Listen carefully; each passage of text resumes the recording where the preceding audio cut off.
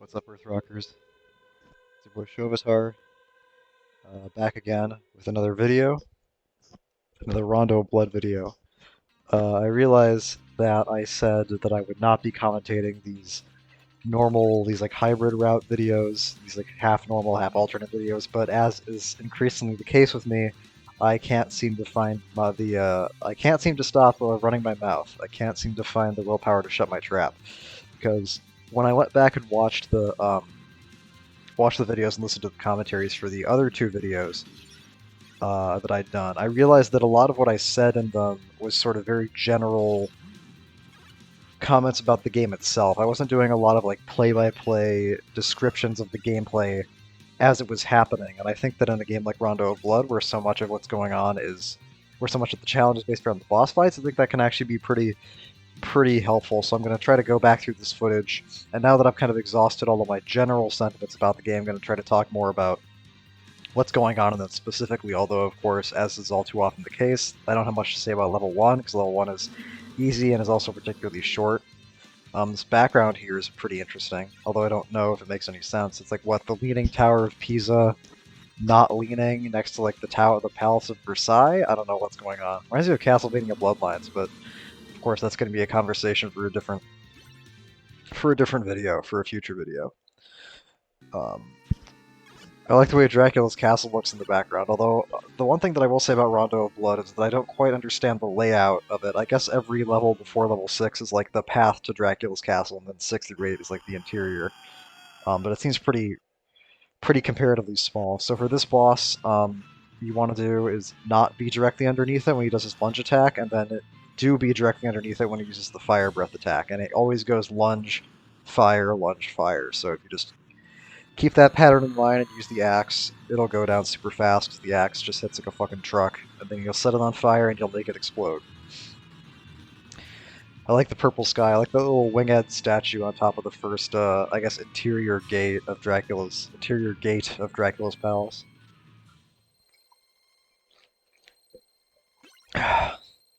Yeah, backflipping into the orb was sort of like the action shot of Rondo of Blood for me.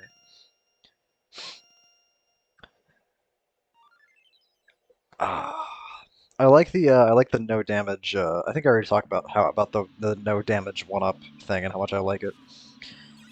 Statue of a horse in the background. Kind of reminds me of. Oh, that's important to mention. So I jumped over the stopwatch there. The stopwatch is in this game, but I actually never found occasion to use it, which I think is the first time that's happened. Even in 4, I found at least one spot to use the stopwatch, but in Rondo of Blood, I never really found a spot where I really wanted it, to the point that I don't really know where any of the stopwatch drops are. I didn't encounter many of them organically, so maybe it is the kind of thing where like the stopwatch can only drop randomly from enemies, but even if I could consistently utilize the stopwatch, I still can't think of a single spot in the game where I would want it, with one possible exception.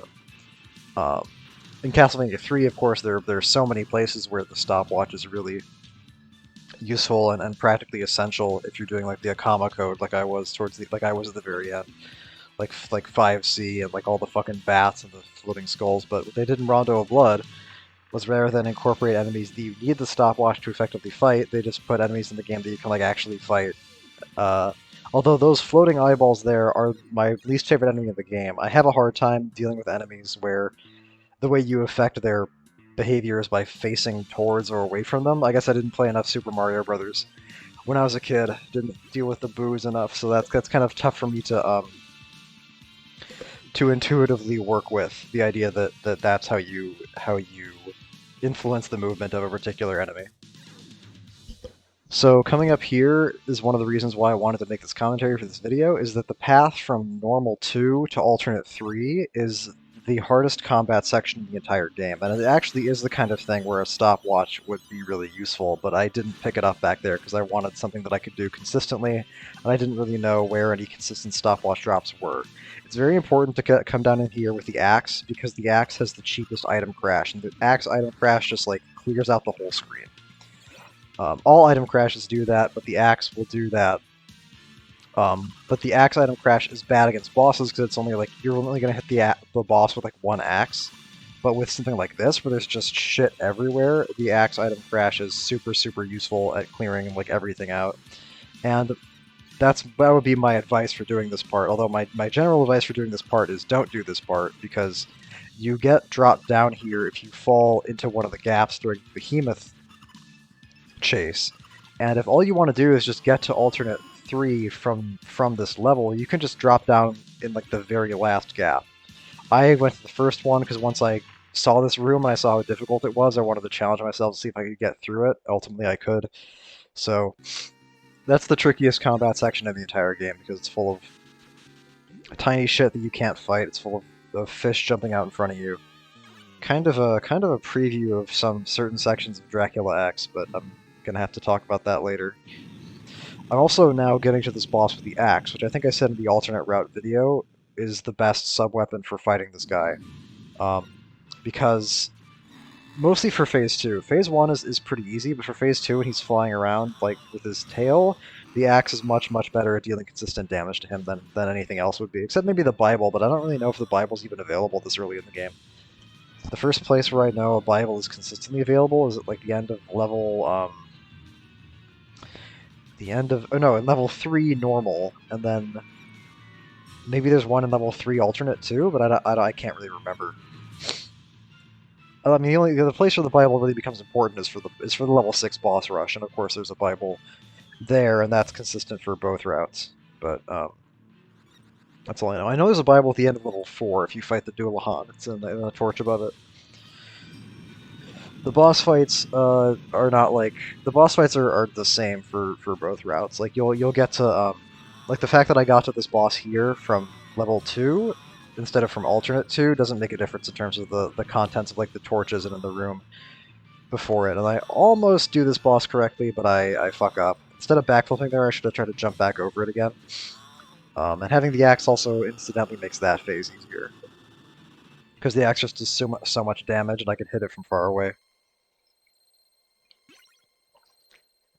Maybe not necessarily better than the cross would be in that situation, but you can only have one sub-weapon for the whole boss. You can't swap out sub-weapons for each phase.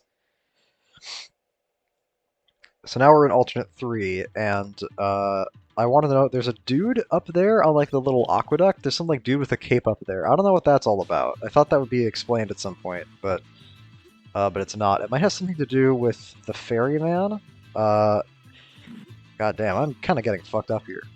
The ferryman, ferryman, I guess I should say. The ferryman is on. You might have seen him if you watched the alternate route video. He's the guy who like who takes you on a boat through this like tiny stretch in level 4.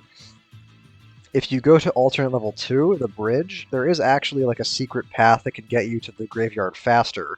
If you fall down a pit, then the ferryman takes you on like this long journey down a river to get to the end of the level. I didn't end up doing that. You're not going to see that in any videos, just because I didn't like the idea of a long water section where you could die if you fell off, and because I figured that would be showing you like less of the level than I would otherwise if I just took the conventional route to get to the graveyard. So you're not going to be seeing that, unfortunately, but maybe that's what that dude with the cape up there is supposed to be. It's supposed to be the ferryman watching you after he takes you to the graveyard. I don't really like this part, I have to say. I don't really like anything where it's like you have to jump around in the mud and like your movement is impeded. This mud or the spaghetti pits or wherever the fuck these are. I also don't know how this dinosaur skeleton got here. I don't know if Dracula's guy has like excavated it. I mean, I guess they must have, because dinosaur skeletons don't just like sit out in the open like that. These guys are... That's crazy. How far away I have to go from that guy before I and I still get hit by him. But I guess that's what you're supposed to do. You're supposed to just like... I think you're just supposed to like kill him before he gets to you. And here I'm going to do something that I talked about doing in the alternate route video, which is go all the way to the right here to get the meat, and that's because if I'm trying to go back on the... Oh, this is funny. He like doesn't exist yet. Now he exists, and now I backflip and get out of his range that time. If you're going to the normal... If you want to go back to the normal route through the graveyard, it's not just... It's longer. Like... Normally I wouldn't get that meat there if I was trying to stay on the alternate route, because there's a meat right before the boss that takes you to alternate 4, and that boss is like right down there in that pit. But if I'm trying to go to normal 4 from the graveyard, then I need to go through like a whole other room and a whole other section, which is another thing that ultimately did convince me to commentate these videos, because I said that it would basically be the same, but I think there's enough different to warrant talking about, and that is shitty, but fortunately, because the game is well designed, I don't instantly die from that. The game does not put me in a situation where I have to jump around to kill something and then kill me for jumping around, which is nice of it. And then I guess and because the PC Engine apparently remembered that the turret was dead, and also made the skeleton disappear. I don't know what exactly happened there. I guess it must have died off screen and then vanished. I don't know. Those hand pits, I think, kill you instantly. Or, I don't really remember, because I think I did fall into them once, but I don't remember if it kills you instantly, or if it just, like, fucks with your movement. It seems like it probably should kill you instantly. I mean, I know I wouldn't usually advocate that, but it'd be weird to land on, like, a pile of evil grasping hands and then not get killed by them. Yeah, this part, fortunately, that nonsense down there with the spikes and the mud is completely avoidable. Do I make this jump? Yes, I do. But then I get hit by the fucking tombstone. So this part is kind of annoying. Which is, you know, it's nice that the alternate route lets you skip this, but I make it through okay. And fortunately, even though that part is pretty tricky, there's a gigantic food item right before the Minotaur fight, which is where I suddenly am now. That is one thing that I will, another criticism I guess I'll make, is that if you, like, going back and forth through the routes like this does lead to these progressions that don't make sense. Like, going from a graveyard to, like, all of a sudden the interior of a palace to fight the Minotaur doesn't make much sense to me. Whereas in normal 3, you're, like, in the palace the whole time. But so, like, going from one route to the other route means you're suddenly going from, like, one level to the end of a totally different level, which surprised me. I assumed that because you could fight these bosses on either route, that, like, the boss arenas would be different, but they're not. They're the same. Which I guess saves them some time. This guy is kind of fucking with me again. I picked up the cross, but I'm not using it at all. I don't know why I'm not doing that. Maybe he blocks the cross? I know that he blocks certain sub-weapons in Dracula X, but I can't really remember. I'm kind of in trouble. I'm kind of, like, getting... Okay, now I item crash. I climb up on the rafters like a little bitch to avoid actually fighting him, and I just item crash to kill him, so... Oh well.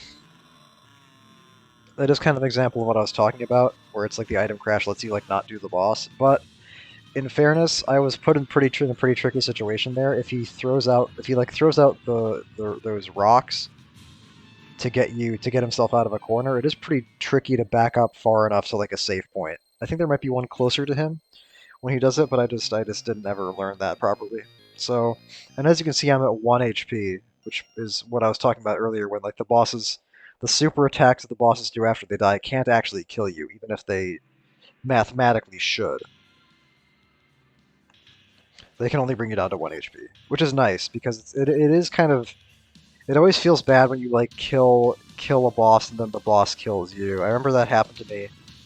That can happen in Castlevania 1 a lot, actually, especially with, like, the Grim Reaper's scythes in Castlevania 1 don't despawn after he dies. So if you don't, like, kill him with the Holy Water Stunlock, and you fight him normally with the scythes flying around, the scythes can still kill you after he dies. And then, of course, the Igor Frankenstein fight in level 4, same thing. And actually the Cookie Monster, the giant goofy demon, the Dracula Phase 2 of Castlevania 1, the same thing, where, like, you can die after he kills you. Fortunately, in Dracula's Curse, they didn't do that. So here I am doing the consequence of going from level 3 alternate to this level, but now I don't have the Bible, and I didn't actually really want to pick up the Holy Water there. But in that situation, if the axe falls down into the spike pit, like, I don't really have a choice. I don't really want to fall down there and take a bunch of damage trying to get it. I would like to have the axe, specifically to fight these things, because I think because I do want the Holy Water to fight the Dullahan at the end of the level, but until that point, the axe is generally the sub-weapon I would prefer to have. The axe is arguably, like if it wasn't for the Bible, I would say the axe is probably the best sub-weapon in the game, even though it doesn't have a good item crash for fighting bosses. Just in terms of general usage, the fact that it does like double whip damage and it gives you this really important angle of attack that you otherwise don't have means that it's pretty much the best. The Bible is better because it gives you a much wider angle of attack, and it's good against bosses because it can hit them multiple times, but if it wasn't for the Bible, the axe would be the best. Yeah, there's another route you can take here, actually. If you fall down that little pit there, you go to this other room where there's like this complex series of pulleys that are like pulling these metal balls back up to the top so they can be rolled down again. It's actually pretty funny. But the reason that I don't go to it is because it's also very annoying to navigate because there's more of those like skull-faced bone snakes spawning in it, and unlike in this room and in the other rooms, they spawn like directly above you and come down like directly at you, so it's really, really hard to fight them. Even on Maria, it's pretty tough because you have to like execute a proper like double jump if you want to hit them with your default birds. And if I had the axe there, actually, I would be able to fight. I might have considered taking that route because the axe is perfect at hitting enemies that come at you from that angle. But of course I did not. These knights are funny, where it took me a while to get used to fighting them because with the knights in every other Castlevania game that I can recall, if you duck underneath when they throw high, you can duck underneath their axe to not get hit by it. But not the case in this game. In this game, if you try to duck underneath a high axe, it will still hit you. And I'm guessing they did that so that way, like, ducking didn't just become always the correct option for fighting them. Because if that isn't the case, then whenever you fight a knight, if ducking lets you dodge the top axe and then intercept the bottom axe with a swing, then there's no reason not to just duck all the time. I'm guessing that's why they decided to change that. Also, the Blue Knights don't start charging until this level, I think. Or maybe an earlier level, but this is the first level that I remember seeing them start charging. I know they don't charge in level 2. Enemies also get more health in later levels. Like, the turrets start off with 2 HP in level 2, and then by the time you see them in level 3 and level 4, they have more than that. 3 HP. This part's pretty funny. That bomb doesn't damage you. I thought that standing next to that bomb would hurt me, but actually you can stand right the fuck next to it and it doesn't hurt you. What's interesting about the route that I ended up taking here was that I didn't do this intentionally, but it ended up being like the hardest route possible in my opinion. Because I'm going normal 2, alternate 3, normal 4, alternate 5. So it means that I have to do, not only do I have to do the nightmare combat section that takes you from normal 2 to alternate 3, with the water and the fishmen and the bats and the eyes, but I also have to do alternate 5, which is basically the hardest level in the whole game. I don't have to do the Grim Reaper fight, but the Grim Reaper fight on Richter, if you're doing a Deathless run and you go in with enough hearts, is really not that bad. If you have enough hearts for 2 item crashes on the Grim Reaper fight, you can get through phase 1 pretty safely, and then phase 2 is just phase 2, and it's only really bad if you seriously fuck up. And then for the path from normal 4 to alternate 5, the path that I'm on right now, you have to get through like this whole gauntlet era section here with all these different knights and these eyeballs without any more meat, and then you have to fight a boss at the end of it. And I item crash here because there's like no other fucking way to do this. Trying to fight that knight while the Igor is jumping down at you is like, it's impossible. You're basically put in a situation where no matter what decision you'll make, something is going to hit you, either the axe or the Igor, and so I just item crash so that I don't have to take any more damage before I go into this fight. And like I think I mentioned in the alternate route video, the trade-off for doing the mountain region, which I think is probably the hardest level in the whole game. I just said it was 5 alternate, but it's basically the mountain region because of all the threat of insta-kill. The compensating factors that you fight the easiest boss in the game, which is this chick. Same for the path from normal 4 to alternate 5 with its very, very tough combat gauntlet. They give you a break by letting you fight this lady, which is not a difficult boss fight. It kind of can be if you don't kill the skull fast enough. Like if you get to this area without any item crashes and without like the axe, then that it can actually be tough because the skull is pretty difficult to get at safely while and the little like fire projectiles that it shoots down bouncing all over the place. It's sometimes tough to find safe spots for those. And of course the lady in the rabbit suit is running around making out with you and stunning you and then like interrupting your movement. So I do call that boss easy, but it's really only easy because of how it can be trivialized by basically one good item crash. Which is basically what happened there. I item crashed once and the boss was pretty much dead.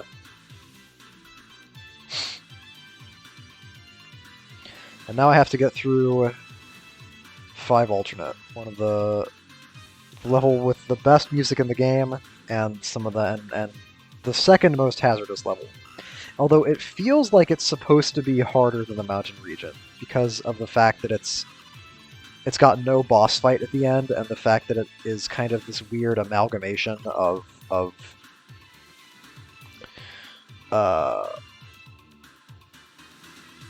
environments that appear in other levels. It sort of feels like a challenge compilation level. This fucking guy. So I'm waiting for this guy to like do a jump forward. Yeah, I'm waiting for him to do that, and I don't have a choice there but to wait for him to do that because I don't have any way to attack him down there without either the holy water or the axe, which of course I don't have. And I didn't want to item crash there because I didn't want to waste 15 hearts to kill some guy who was just going to kill himself eventually anyway. Which is what ultimately did happen, but it just took some time. That route down there with the Medusa heads and the pits, I've never been down there because fucking look at it.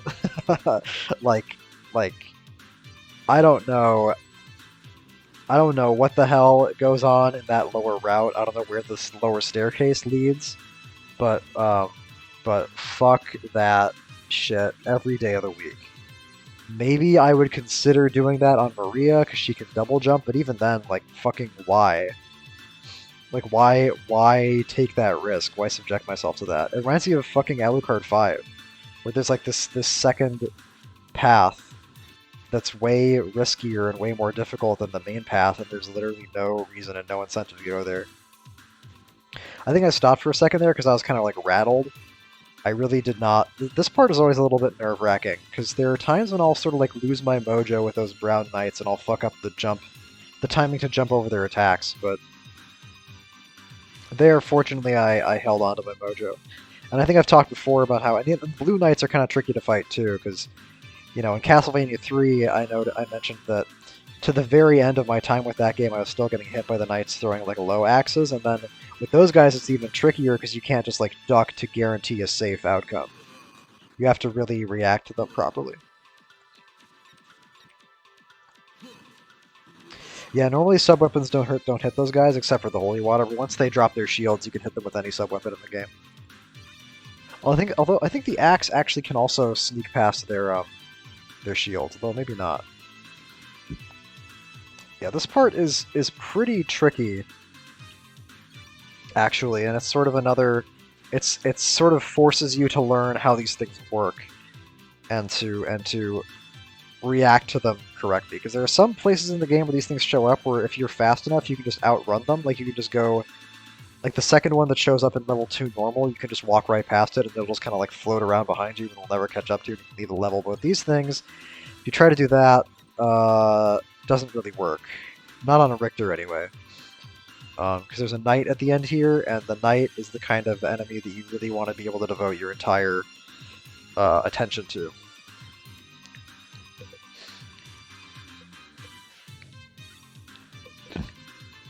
Yeah, here we are.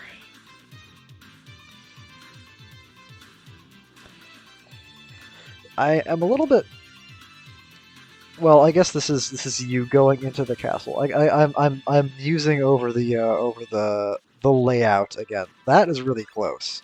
Making that jump there, if I had to give one critique of this level, is that making that jump there kind of feels like a crapshoot, because you'll notice that like I killed a Medusa head and then jumped immediately, but then like another one immediately spawned. So usually the safe way to traverse areas when the Medusa heads are involved is like kill one and then go forward immediately because you know you have a grace period before another one spawns. So that's what I did there, but it didn't seem to matter. So I don't quite know. And I have died there a couple times to that kind of thing, but I don't know. So I don't really know what else I would do there.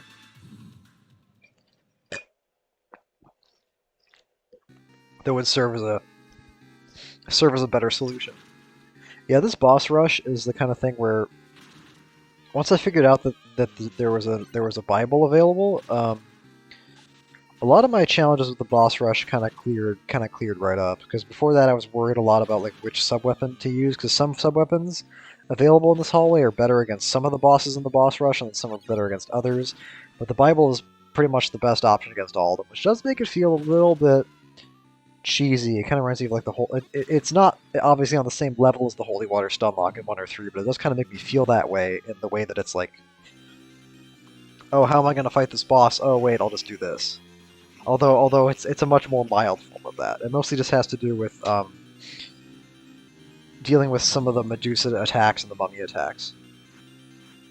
Yeah, for some reason when I started collecting the footage for these later runs, this boss was like fucking with me somehow, which doesn't make any sense. This boss is supposed to be the easiest one, and I usually just kill him by like sitting on this ledge and just hitting him, but for some reason he would like, yeah, so he stopped short there when I backed up, but sometimes he would like keep going over to the left and like hit me up against the wall, and I don't know why he sometimes did that. I think it probably has to do with, I think I might have like started backing up too early, because I think maybe he like starts moving towards you, and then like at some point as he's moving towards you, he'll decide that he's gone far enough.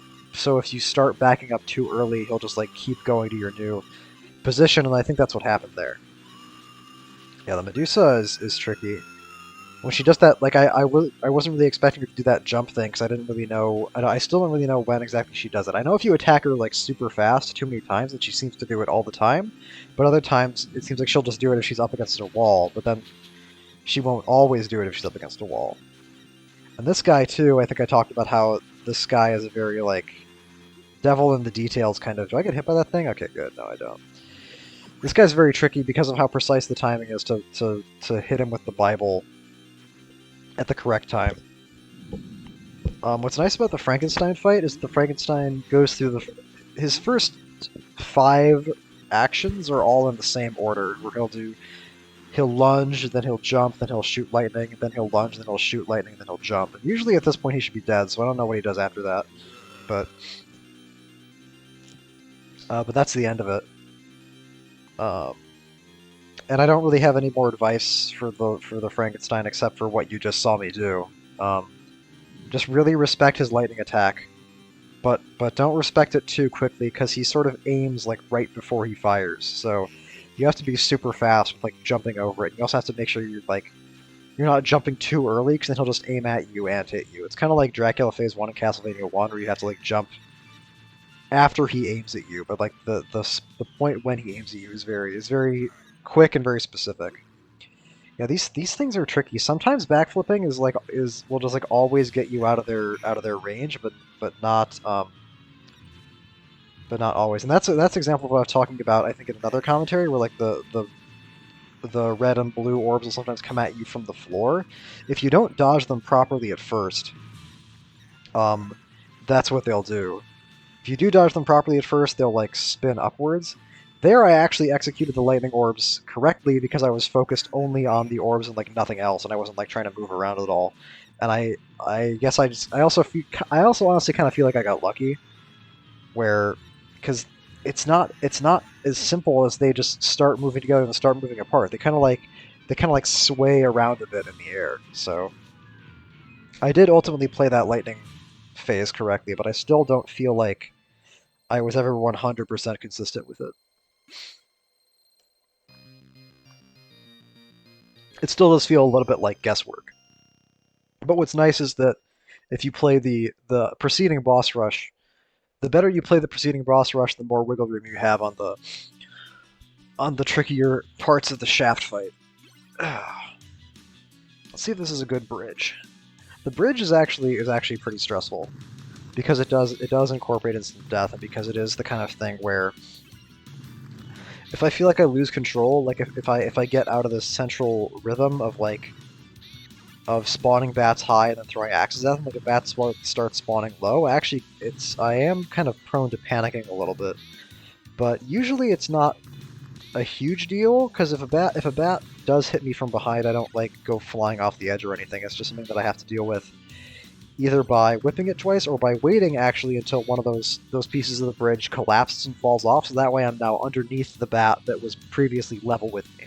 So you can actually take advantage of the fact that the bridge is collapsing to hit the bats as they're coming towards you. And this part is really about speed and about not fucking with those blue water skulls as much as you possibly can, because they do just infinitely respawn and they can come at you at all sorts of weird angles and they are really annoying to fight. I think there's a way to throw...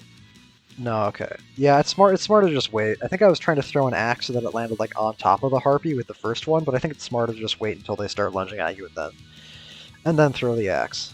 That just makes more sense to me.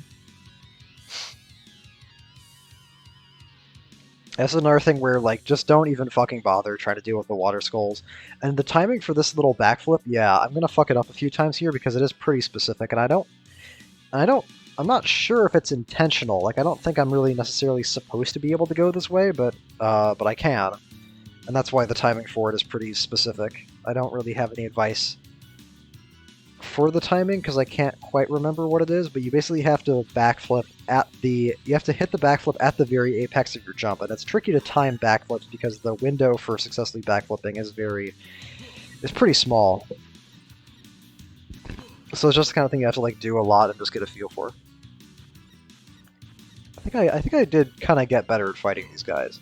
The trick really is to duck is that they'll do two overhand swings, and then they'll do like a lunge and like a direct horizontal thrust. And when they do the lunge, you can duck underneath it and then just whip them as they're coming towards you. But for the first two overhand swings, you do have to respect them and you have to back up and get out of their way. I also wonder if there's something like, I don't know, because when the whip, because you can like hit their sword with their whip. I don't know if it's possible to like block their attacks or not, if you're like supposed to dodge. I really don't know. The only reason I suspected that was the case is because like their death animation where the sword gets cut in half. I don't know if that's just artistic license or if that means you actually are supposed to somehow like intercept their sword with your whip. I don't know, I never figured it out. Safest way is just to try to avoid their first two attacks and then duck underneath the third one. Yeah, those upright long neck skeleton dudes are pretty tough to fight because their initial attack where they like extend their neck out at you, it has a really long range. And you really have to be careful and respect this last combat stretch because you do have to fight like 4 or 5 knights and then like 1 or 2 of these skeleton guys before the boss. And the boss is it's easy to take damage on the boss. This is probably one of the tough. The level 7 boss, the Shaft rematch, is probably one of the tougher bosses in the game, just because it's easy. It's all about getting into a certain rhythm of like going back and forth across the screen and being able to like anticipate what he's going to do next. And if you get like desynced, if you let some bats through, that can fuck with your pacing. And also, if you get hit. Some of his attacks hit like fucking trucks. Like when he summons the beast up from beneath the ground, if that thing hits you, it'll do a ton of damage. Timing on dodging the dragon, because the dragon will either shoot fire or lunge towards you. Shooting fire is fine because you usually just stand in the corner and jump over it. But if the dragon lunges at you, there's a particular timing where you have to like wait and like then go. If you just like move constantly, it'll catch you. So this fight is still pretty tricky and things can still go wrong in it, even if you're showing up to it like I am with like 51 hearts and a Bible. Yeah, I just jumped over the fire there. That wasn't too tricky. And if you can, I don't know if it's necessarily worth trying to do this, but he will summon his little like monster friends at like a set timing. Where if he's on the right side of the screen, he'll summon a dragon. If he's on the left side of the screen, he summons a beast. I think the beast is much, much easier to deal with because it always does the same thing every time, and there's always a solution to what it does. So if you can possibly get him into a pattern of attacking him where when he summons the companions, he's always on the left. That's better than if he's always on the right or intermittently on the right. But I'm not sure if it's the kind of thing that's necessarily worth specifically trying to strategize for, because what you should really just be trying to do in this fight is killing him as quickly as possible and avoiding the bats. And really the bats are the thing that you have to um, not let trip you up, because they're much harder to dodge in general than the big flashy monster attacks that he does. But but it is easier if you can get him into a rhythm where he's summoning the beast more than he's summoning the dragon. Dracula fight, there's not really much to say in terms of strategy for the Dracula fight. Just throw crosses and then backflip over his fireballs. You might be able to like duck and whip the fireballs to kill it after you throw the cross, but I really don't know. I couldn't figure it out. I didn't need to figure it out after I figured this out.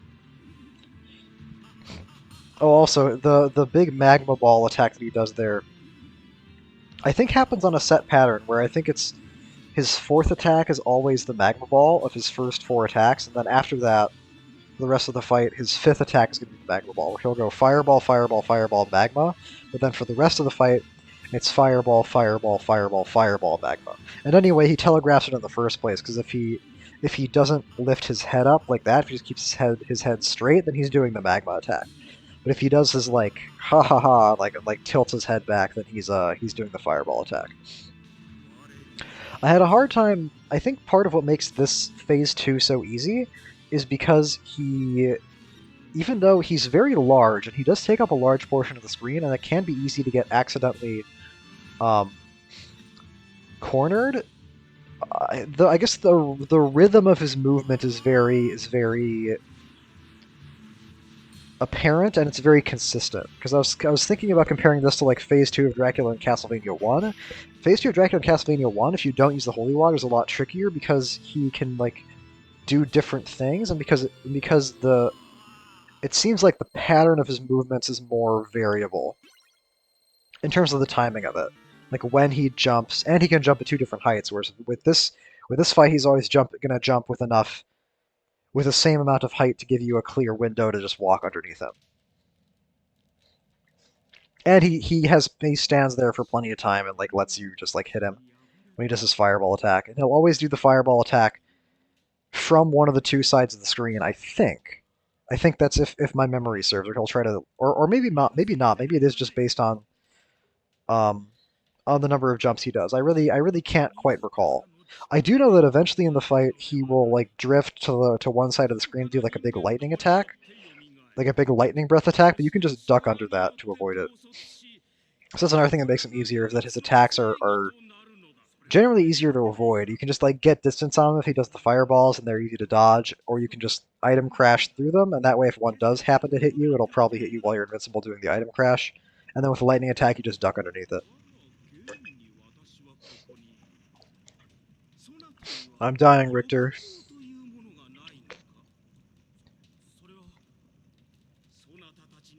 I'm guessing that's what he's saying. It is funny to me how the two items available for you before the Dracula fight are the cross and the holy water, as is of course traditional, but the holy water is completely useless in this fight. It seems to me anyway, unless there is a way to beat him in phase 1 using only the whip with some like hyper specific timing, then I guess having the holy water for phase 2, maybe the holy water item crash does more damage than the cross item crash does. I feel like it should, probably, because the holy water item crash is 20 hearts and the cross is 15. But that might also be like based on the mistaken assumption that the holy water would somehow be better than the cross, so giving it a steeper item crash cost would be like a balancing factor. But in this game, as in Belmont's Revenge, as in Super Castlevania 4, the holy water is severely nerfed and really does almost nothing. It's only really good in level 5 on the ghost ship for dealing with some armored enemies. And then maybe like a couple of other miscellaneous places dealing with armored enemies, and then of course it does have a good item crash, although I don't know how much better the item crash is necessarily than the Crucifix's item crash. I haven't like compared, I haven't looked at charts or anything, or done any math on how much damage each item crash will do to like a given boss. I don't really know. So there's, I guess I would say, what I would say is the hardest route you could possibly take through the game. Um, Although the next hybrid route video does have a specific part in it that I think is as hard or harder than the transition from level 2 normal to level 3 alternate, but it's also much shorter, and it, it, it doesn't seem as tricky from the outset, but it's not like a constant challenge the way that the underground room with like the fish and the bats and the eyes are, but it's a very stringent individual challenge, and it is the one element of this game that I would say is like legitimately badly designed, but I'll have to talk more about that when I get to that video, since as I suspected I might, I changed my mind about commentating these. I think I do ultimately I like this game enough that I think I can talk enough as much I can talk about it for every video that I post. I think I can do that. I mean, if I talked about Dracula's Curse as much as I did, Dracula's Curse had more like play-by-play necessity because so many of the rooms in that game are so difficult that they necessitate complex solutions that require explanation. Not necessarily so much the case in this game, but I do think that there is still enough going on, and I think that I have enough insight and there are enough different elements that I think I can justify all these commentaries. So I hope you guys enjoy them all. There'll be more coming in the future. Keep an eye out. Watch out for the blood.